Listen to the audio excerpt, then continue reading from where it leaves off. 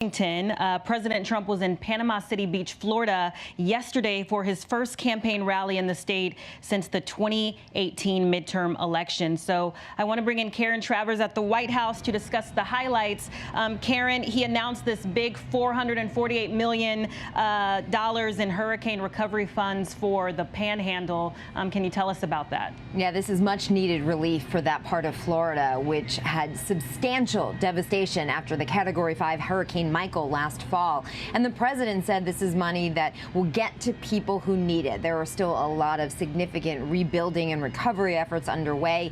Rachel Scott was down there early ahead of the president and talked to people who said they need help. They need rebuilding. Some of these small towns down there along the coast were just decimated by the incredible wind and rain from the storm. Kimberly, I actually traveled there with the president last fall when he did that first survey of the damage, and it was incredible to see. I've done a lot of those types of trips, but we were in a black hole for several hours, no cell phone service, so it was hard in the immediate impact of the storm to get people help, and it still sounds like it's been a really tough slog down there several months later.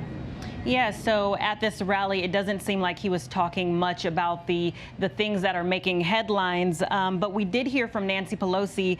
She was in a press conference talking about Trump using his executive privilege, so let's take a listen to that. Every day they are advertising their obstruction of justice by ignoring subpoenas and by just declaring that people shouldn't come and speak to Congress. The administration has decided that they are not going to honor their oath of office.